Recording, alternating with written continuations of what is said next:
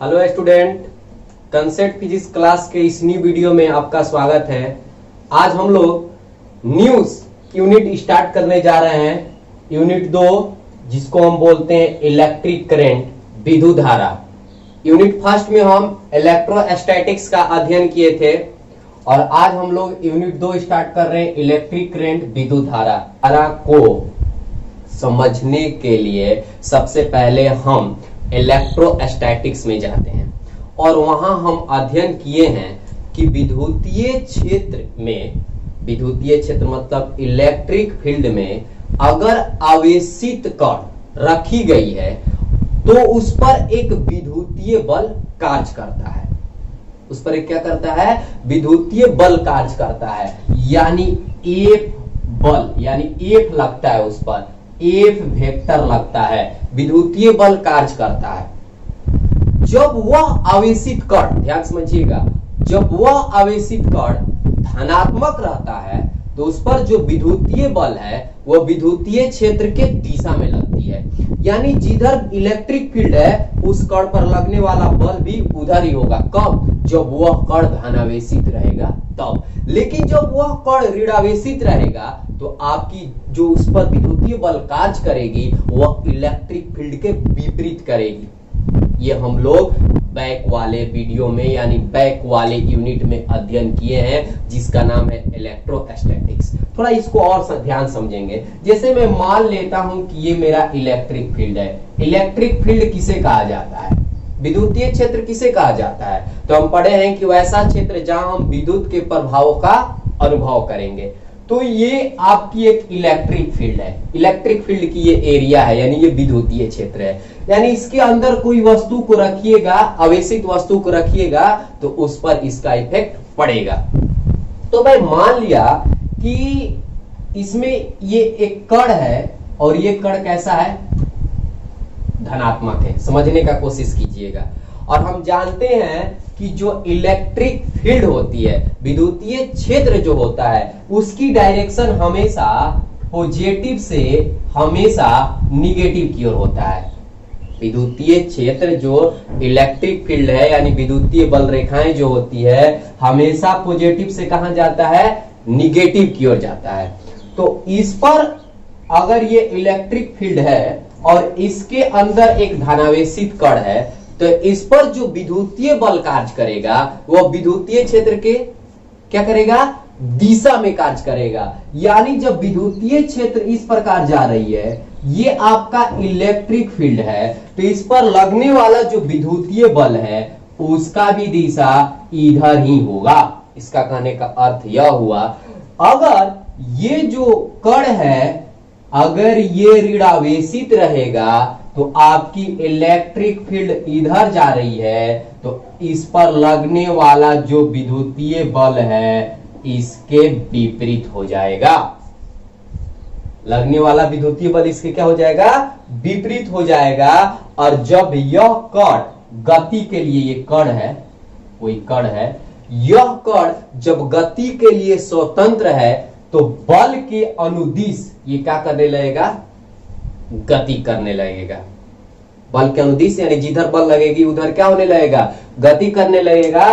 तो वहीं से विद्युत धारा का एक डिफिनेशन निकलती है।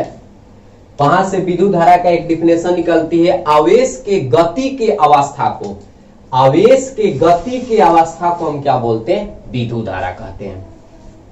कोई दिक्कत? ये बात आपको केवल समझाया गया था, पुनः समझ लीजिए। अगर इसको नोट करना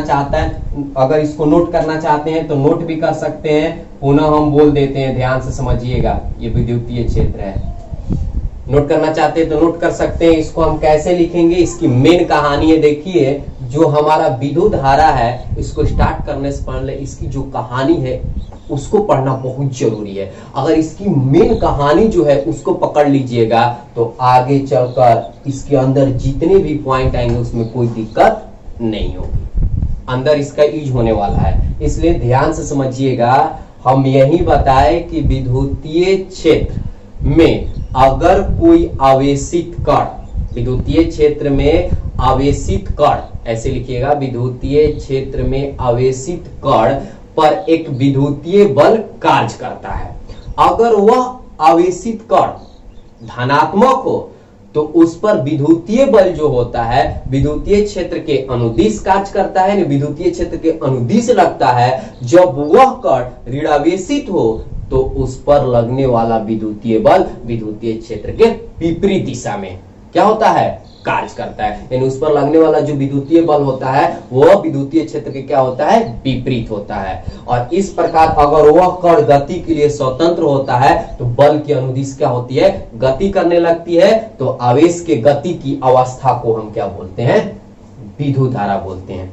कोई दिक्कत? या इसका और एक सिंपल सी डिफिनेशन है कि किसी चालक में, ऐसे भी इसको दे सकते हैं, किसी चालक में प्रति सेकंड आवेश की प्रवाह की दर को हम क्या बोलते हैं, इलेक्ट्रिक करंट। पुनः समझ लीजिए, किसी चालक में प्रति सेकंड आवेश की प्रवाह की दर को हम क्या बोलते हैं, विद्युत धारा बोलते हैं। और इसे कैपिटल आई द्वारा सूचित किया जाता है। कोई दिक्कत?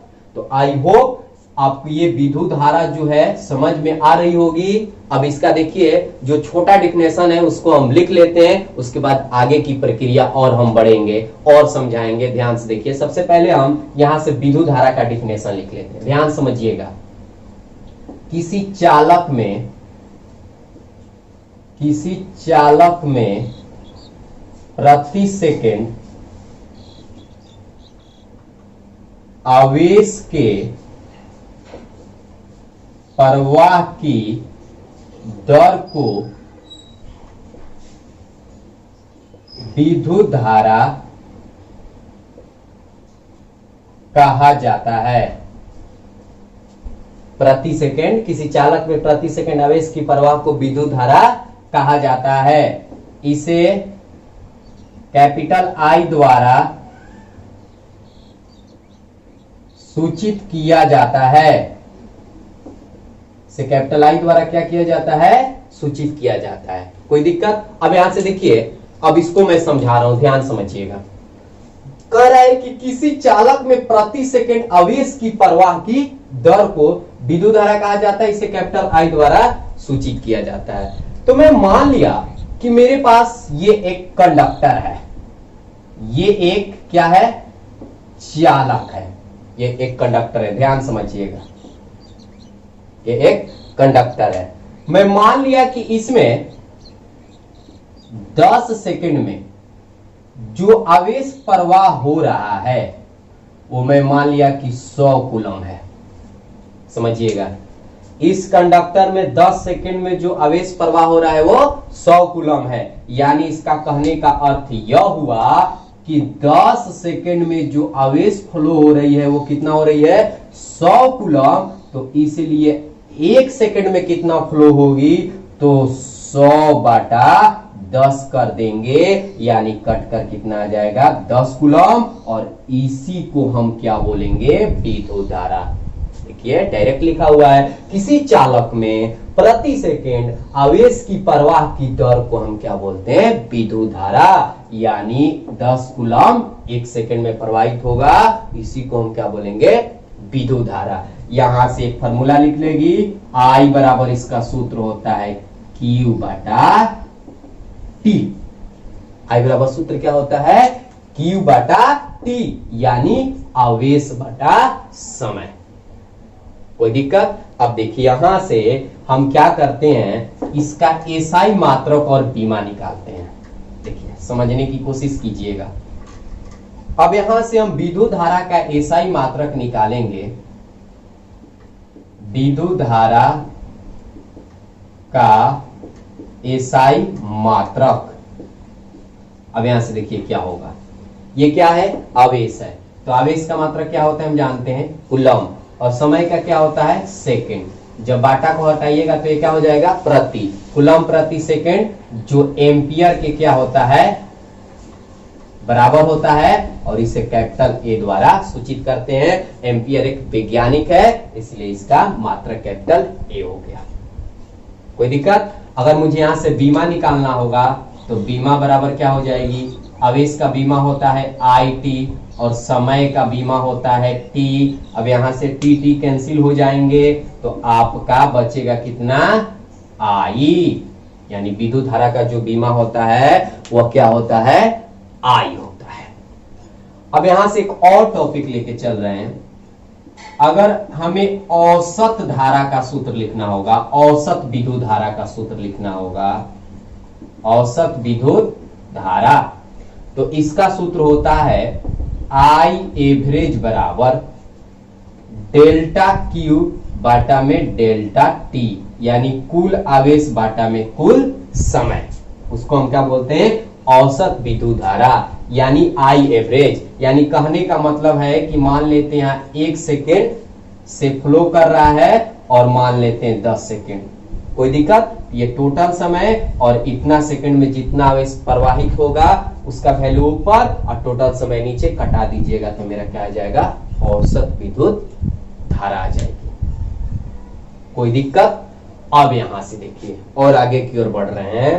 अब यहां से जो मोस्ट वीवीआई क्वेश्चन उठने जा रहा है उसको ध्यान से समझिएगा। अब यहां से क्वेश्चन उठेगा कि विद्युत धारा, यहां लिख रहे हैं विद्युत धारा सदिश राशि है या अदिश राशि। बहुत मोस्ट वीवीआई टॉपिक है ये, इसको गहराई से समझिएगा। मैं आपको आसानी विधि से इसको समझा रहा हूं और मैं इसका प्रयोग दिखाकर आपको समझाऊंगा कि विद्युत धारा सदिश राशि या अदिश राशि में से कोई है तो क्यों है। ठीक है, तो अब देखिए सबसे पहले हमें विद्युत धारा एक सदिश राशि या अदिश राशि, इसको हमें कैसे पकड़ेंगे कि विद्युत धारा सदिश है कि अदिश है। देखिए सदिश राशि कोई भी फिजिकल क्वांटिटी तभी होता है जब उसमें पहला नंबर दिशा हो, बात समझिए, दूसरा नंबर परिमाण हो, तीसरा नंबर सदिश के योग के नियम का क्या करता हो, पालन करता हो। देखिए इतनी बातें रहेगी किसी फिजिकल क्वांटिटी में तो उसको हम बोलते हैं ये सदिश राशि है। यानी उसमें दिशा भी होनी चाहिए, उसमें परिमाण भी होनी चाहिए और उसमें सदिश के योग के नियमों का पालन भी क्या करना चाहिए, करना चाहिए।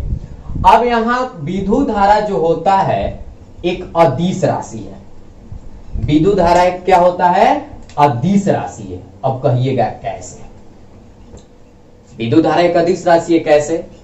विद्युत धारा में दिशा भी होती है, विद्युत धारा में क्या होती है, दिशा भी होती है, परिमाण भी होता है, तब भी विद्युत धारा एक अदिश राशि है। क्यों, देखिए विद्युत धारा में दिशा होती है ना। एक वायर को ले लीजिएगा, अगर आप एक वायर को ले लीजिएगा, एक वायर में करंट अगर इस प्रकार आ रही है तो इस वायर को आप मोड़कर इधर भी ला सकते हैं, इधर भी करंट जाता है, पुनः इसको मोड़कर ऊपर भी ले जा सकते हैं, पुनः इसको नीचे भी ला सकते हैं। वायर को आप किसी तरह मोड़ लेंगे तो उसमें तो दिशा है। परिमाण मतलब किसी वायर में 14 एम्पियर या 15 एम्पियर या 16 एम्पियर या 17 एम्पियर धारा प्रवाहित होती है। लेकिन जो विद्युत धारा है वह सदिश के योग नियमों का पालन नहीं करता है। ध्यान समझेंगे, जो विद्युत धारा है वह सदिश के योग नियमों का पालन नहीं करता है। विद्युत धारा में दिशा होती है, विद्युत धारा में परिमाण होता है, लेकिन यह सदिश के योग नियमों का पालन नहीं करता है, इसलिए विद्युत धारा एक अदिश राशि है। अब कहिएगा कि हमें बताइए कि यह सदिश के योग के नियमों का पालन कैसे नहीं करता, कैसे नहीं करता। आपके कहने से तो हम नहीं मान जाएंगे कि ये सदिश के योग के नियमों का पालन नहीं करता है। तो आइए मैं इसको दिखा रहा हूं। जैसे सबसे पहले मैं एक ये सरल रेखा लिया, एक समतल सरल रेखा लिया और इस पर कोई वस्तु रखी गई है। ध्यान से समझने की कोशिश कीजिएगा। इस पर कोई वस्तु रखी गई है और इस पर इधर से आपका 10 न्यूटन का बल लग रहा है और इधर से आपका 10 न्यूटन का ही बल लग रहा है। तो हम क्या पाएंगे कि क्या यह वस्तु विस्थापित करेगी, क्या यह वस्तु एक जगह से दूसरे जगह पर जाएगी। यहां देखिए नहीं जाएगी, क्योंकि इधर भी 10 न्यूटन का बल लग रहा है और इधर भी 10 न्यूटन का बल लग रहा है। तो F का जो टोटल परिमाण है, ये वाला प्लस हो गया तो ये वाला माइनस हो गया। वैल्यू कितनी हो जाएगी, 0 हो जाएगी, यानी यह वस्तु विस्थापित नहीं होगा। तो इसलिए जो बल है आपका एक क्या है, सदिश राशि है। जो बल है आपका क्या है, एक सदिश राशि है, क्योंकि यह सदिश के योग के नियमों का पालन कर रहा है। लेकिन कभी हम तो ऐसे नहीं देखे हैं कि मान लेते हैं कि मेरे पास ये वायर है, ये करंट जा रही है इधर से, ध्यान से समझेंगे, और एक वायर इधर चला गया, एक वायर इधर चला गया, और यहां एक बल्ब लगा है आपका, यहां एक बल्ब लगा है। तो क्या ये बल्ब बुझ जाएंगे, ये बल्ब जलेंगे, क्या दोनों बल्ब बुझ जाएंगे? तो हम क्या देखते हैं कि ये दोनों बल्ब जलता है। यहां इसके जैसा F का मान 0 यहां जैसे हो रहा था, यहां करंट 0 नहीं हो जाती। यहां भी बल्ब जलता है, यहां भी बल्ब जलता है। यानी इसका कहने का अर्थ यह हुआ कि यह सदिश के योग नियमों का पालन नहीं करता है। या इसका और एक एग्जांपल अगर हम दिखा देते हैं, देखिए एक और एग्जांपल दिखाते हैं। जैसे यहां से मैं मान लिया कि यहां से एक करंट आई आपका 8 एम्पियर का, मैं मान लिया ये B है, और इधर से एक करंट गई, ये A हो गया, ये 6 एम्पियर का, और ये आपका सेंटर है। और यहां से एक वायर निकाल दिए, यहां से हम क्या कर दिए, एक वायर निकाल दिए। तो यहां हम देख रहे हैं कि जो धारा प्राप्त हो रही है वो कितना एम्पियर की हो रही है, 14 एम्पियर की हो रही है। और सदिश के योग नियम के अनुसार जब इसको बनाइएगा तो यहाँ 90 डिग्री का एंगल है, तो सदिश के योग नियम के अनुसार इसका आंसर जो होगा, यानी OB का स्क्वायर यानी 8 का स्क्वायर और प्लस OA का स्क्वायर यानी 6 का स्क्वायर, इसको हल कीजिएगा तो ये 100 आ जाएगा। और 100 का वर्गमूल जो होता है 10 एम्पियर हो जाता है। जब ये सदिश के योग के नियमों का पालन करता तो यहां से करंट जो होती 10 एम्पियर का फ्लो होना चाहिए, लेकिन यहाँ 10 एम्पियर का करंट फ्लो नहीं हो रहा है, यानी यहाँ 14 एम्पियर का करंट फ्लो हो रहा है। तो इसलिए कहा जाता है कि जो विद्युत धारा है यह सदिश के योग नियमों का पालन नहीं करता है। कोई दिक्कत? अब आइए इसका हम एक आपका प्रयोग दिखा रहे हैं, ये वाला प्रयोग दिखा रहे हैं कि ये किस प्रकार यहां से जब ये करंट जा रही है, यहां से दो भागों में यहां से क्या हो रही है, बट रही है, तो ये जो बल्ब है ये दोनों जल जाते हैं और उतना ही मात्रा में जलते हैं, यानी दोनों पर जो करंट है उतना ही फ्लो होती है। कोई दिक्कत? तो आइए हम प्रैक्टिकल में इसको दिखा रहे हैं, तब जाके आपको और राइट हो जाएगा कि विद्युत धारा एक सदिश राशि नहीं है, एक अदिश राशि है, बल्कि विद्युत धारा में दिशा और परिमाण होते हुए भी विद्युत धारा जो होती है एक सदिश राशि नहीं है, वह अदिश राशि है, क्योंकि यह सदिश के योग के नियमों का पालन नहीं करता है। तो आइए हम इसका एक प्रयोग दिखा रहे हैं। देखिए इस प्रयोग को दिखा रहे हैं हम। जैसे देखिए एक वायर हो गया, ये यहां से करंट जा रही है, देखिएगा गया। अब यहां से हम दो भागों में इसको बांट दिए, देखिए एक इधर बॉल लगाए हैं और एक इधर बॉल लगाए हैं। दोनों में क्या आप परिवर्तन देख रहे हैं? देख रहे हैं आप परिवर्तन? नहीं देख पा रहे हैं ना? दोनों बॉल देखिए एक जैसा बन रहा है, एक समान बन रहा है। तो इसीलिए कह रहे हैं कि विद्युत धारा जो होती है एक सदिश के योग के नियमों का पालन नहीं करता है। अब इधर से आप किधर भी लेकर जाइए, देखिए दोनों दिशाओं में उतना ही बढ़ रही है। यहां से देखिए पुनः समझ लीजिए, एक वायर आया, यहां से करंट आया, यहां से आपकी करंट आई, कोई दिक्कत? अब यहां से देखिए इसको दो भागों में बांट दिया गया, दोनों तरफ उतना ही चल रहा है। अब यहां से करंट में देखिए परिमाण कैसे होता है। अब यहां से मान लेते हैं 15 एम्पियर की धारा जा रही है। अगर आप ये तो इसका परिमाण हो गया, अब इसमें दिशा कैसे होता है? देखिए अगर मैं इस वायर को यहां से इस प्रकार ऐसे कनेक्ट कर दूं, ऐसे मोड़ दूं, तो दिशा चेंज हो गई। तो क्या इधर जाने पर ये नहीं जा रहा है? पुनः इसको ऐसे मोड़ दीजिएगा, अब दिशा कहीं भी ले जाइएगा करंट उतना ही जाएगी। बात समझ रहे हैं? तो यहां से देखिए आपको आई होप अब आपको समझ में आ गई होगी कि विद्युत धारा एक क्या है, अदिश राशि है क्यों। कोई दिक्कत? अब आगे बढ़ते हैं। देखिएगा विद्युत धारा की दिशा जानते हैं। विद्युत धारा की दिशा ये सब बेस है। देखिए मैं आपको करंट को बहुत आसान तरीका से समझा रहा हूं ताकि आपको करंट अच्छे तरीका से समझ में आ जाए, कहीं भी आपको किसी भी प्रकार का कोई प्रॉब्लम ना हो। तो विद्युत धारा की दिशा जो होती है हमेशा धनात्मक से ऋणात्मक की ओर होता है। जैसे मान लेते हैं मेरे पास एक कंडक्टर है और इस कंडक्टर को एक बैटरी से जोड़ दिए। ये वाला आपका जो छोर है प्लस से और इधर वाला जो टर्मिनल है उसको हम किससे जोड़ दिए, माइनस से जोड़ दिए। तो इस पर आपका यानी जो विद्युत धारा यहां से करंट फ्लो होगी तो विद्युत धारा की दिशा हमेशा पॉजिटिव से किधर होती है, निगेटिव की ओर होती है, यानी धनात्मक से किधर होती है, ऋणात्मक की ओर होती है। कोई दिक्कत? अब यहां से जो विद्युत धारा का हम एसआई मात्रक पढ़े थे जिसको हम बोलते हैं एम्पियर। विद्युत धारा का एसआई मात्रक क्या होता है, एम्पियर होता है। अगर आपसे कह दिया जाएगा कि विद्युत धारा का जो एसआई मात्रक एम्पियर होता है उसका डिफिनेशन दीजिए, उसे विद्युत धारा का एम्पियर का अगर आपको परिभाषा देना होगा तो कैसे दीजिएगा। देखिए बहुत सिंपल सी बात है। विद्युत धारा के जो एसआई मात्रक होते हैं जिसको हम बोलते हैं एम्पियर, उसका हम डिफिनेशन कैसे देंगे। जैसे मेरे पास आई बराबर सूत्र होता है Q बाटा टी, Q बाटा टी। अब यहां से पुट कर रहे हैं, पुट मतलब रखना। मान लेते हैं कि आवेश का मान 1 कूलम है और टी 1 सेकेंड। तो जब इसमें पुट कीजिएगा तो आई बराबर हो जाएगा 1 कूलम बाटा 1 सेकेंड। तो इसका आंसर आ जाएगा 1 एम्पियर। हटाइएगा तो 1 और कूलम प्रति सेकंड मिलकर क्या बनेगा, 1 एम्पियर। तो देखिए यहां से डिफिनेशन आसानी से दे सकते हैं। जब किसी चालक में 1 कूलम आवेश 1 सेकंड तक प्रवाहित की जाती है, जब किसी चालक में आवेश 1 कूलम, जब किसी चालक में, ध्यान समझिएगा, जब किसी चालक में 1 कूलम आवेश 1 सेकंड तक प्रवाहित की जाती है तो विद्युत धारा का मान 1 एम्पियर के क्या होता है, बराबर होता है।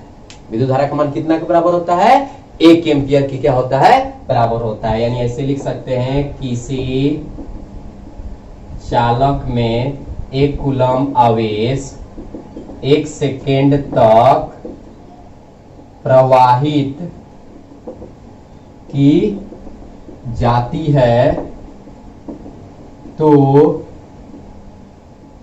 विद्युत धारा का मान 1 एम्पियर होता है, या उसे हम 1 एम्पियर कहते हैं। विद्युत धारा का मान कितना होता है, 1 एम्पियर होता है। कोई दिक्कत? अब यहां से देखिए एक और आई का आगे फॉर्मूला हम निकाल सकते हैं। आई बराबर जैसे Q बाटा टी होता है, तो हम लोग बैक वाले वीडियो में इलेक्ट्रोस्टैटिक जब अध्ययन कर रहे थे मूल आवेश के क्वांटमीकरण सिद्धांत के अनुसार हमारे पास Q बराबर सूत्र क्या होता है, प्लस माइनस एनी। अब इस आवेश के जगह पर रख सकते हैं तो आपका सूत्र हो जाएगा एनी बाटा टी। एनी Q का मान कितना रख दिए, एनी बाटा टी। यानी विद्युत धारा का सूत्र आई बराबर एनी बाटा टी भी होता है। जब न्यूमेरिकल में यूज होगा तो हम इसको लेकर बनाएंगे। यानी आई बराबर Q बाई टी, या Q का मान रख सकते हैं एनी। कोई दिक्कत? अब इसके बाद हम लोग अध्ययन, नेक्स्ट क्वेश्चन का अध्ययन हम लोग नेक्स्ट वाले वीडियो में करेंगे। इसके बाद हम नेक्स्ट क्वेश्चन का अध्ययन नेक्स्ट वाले वीडियो में करेंगे। Thank you. अगर वीडियो आपको अच्छी लगी होगी तो लाइक करें, कमेंट करें तथा ज्यादा से ज्यादा मात्रा में शेयर करें।